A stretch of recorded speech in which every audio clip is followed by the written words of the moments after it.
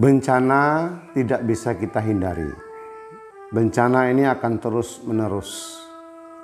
Hal ini disebabkan karena pengalih fungsian hutan dari hutan serapan dan sekarang sudah menjadi perkebunan.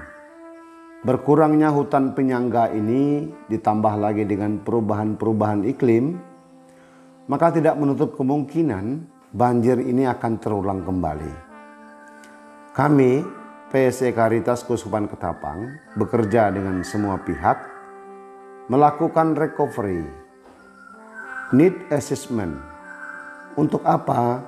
Untuk melihat apa yang dibutuhkan, supaya mereka bisa menjalani kembali kehidupan normal mereka. Dalam hal ini, yang sedang kami lakukan adalah kami pertama-tama melihat apa yang mendesak ketika banjir.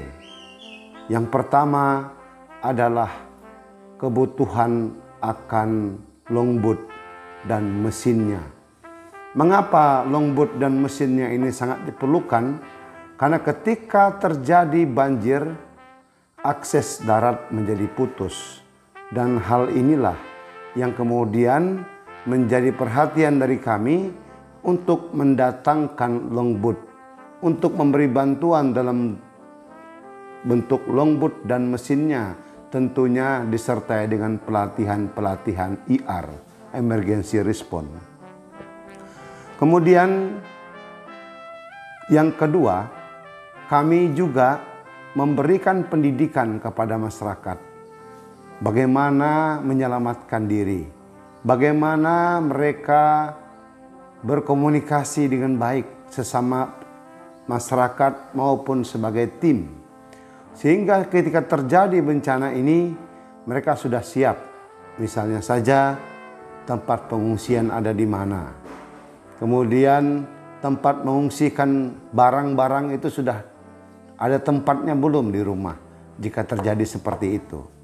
Hal ini memberikan sebuah pembelajaran juga kepada masyarakat dan kesadaran bahwa bencana ini akan terus dan kita harus siap menghadapinya.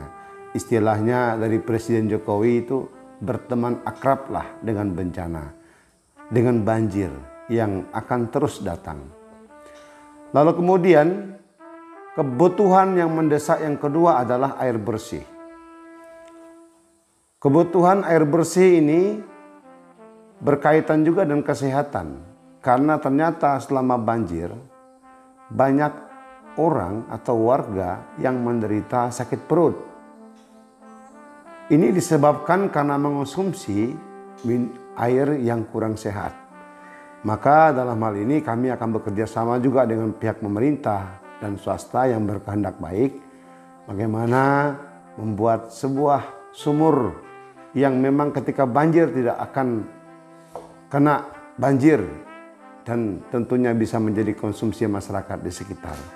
Terutama berdasarkan pengalaman kami di Kecamatan Jalehulu itu yang melanda sekitar belasan kampung, itulah yang kemudian akan kami data.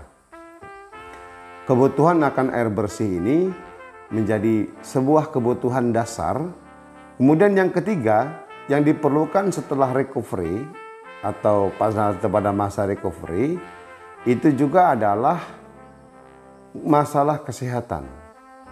Masalah kesehatan menjadi sangat urgent karena setelah bencana kemudian mereka mengalami sakit dan pihak kami bekerja sama dengan Dinas Kesehatan, dengan Puskesmas untuk melakukan pengobatan-pengobatan kepada mereka. Saya rasa untuk sementara itu dulu yang akan kami lakukan setelah masa banjir, pasca banjir yang disebut dengan masa recovery ini. Dan sekarang masih berproses. Kami juga akan terus berkoordinasi dengan semua pihak sehingga ketika bencana itu datang, mereka sudah siap juga.